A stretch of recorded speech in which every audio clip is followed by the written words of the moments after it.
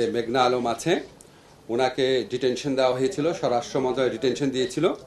তো এটা নিয়ে প্রচুর কন্ট্রোভার্সি তৈরি হয়েছে। আপনাদেরকে শুধু একটা জিনিস বলতে চাই, আমরা উচ্চ পর্যায়ে, সরকারের উচ্চ পর্যায়ে এটা নিয়ে আমরা মিটিং করেছি। আমরা এই ব্যাপারে যে আপনার বিভিন্ন মানবাধিকার প্রতিষ্ঠান এবং অন্য অনেকের বক্তব্য, এই ব্যাপারে আমরা সচেতন আছি। আমরা শুধু এইটুকু আপনাদের বলতে পারি, উনার ব্যাপারে মডেল মেঘনা আলমের উনার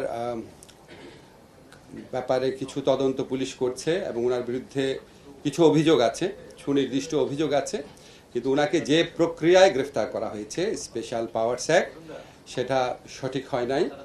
তো ওনার যদি কোনো অপরাধ থাকে, সেই অপরাধের প্রেক্ষিতে যথাযথভাবে স্বরাষ্ট্র মন্ত্রণালয় ব্যবস্থা গ্রহণ করবে। শুধু আপনাদের আমি এটুকু বলতে পারি, এবং এটুকু আমরা স্বীকার করছি, গ্রেফতারের প্রক্রিয়াটা ঠিক হয় নাই। কিন্তু গ্রেফতারের প্রক্রিয়া ঠিক হয় নাই মানে ওনার বিরুদ্ধে অপরাধের কোনো আপনার আলামত বা অভিযোগ নাই, এটা না। সেরকম কিছু আছে, সেটার প্রেক্ষিতে করণীয় কী আছে সেই ব্যাপারে স্বরাষ্ট্র মন্ত্রণালয় আপনারা খুব অচিরেই দেখবেন, স্বরাষ্ট্র মন্ত্রণালয় উপযুক্ত ব্যবস্থা গ্রহণ করবে।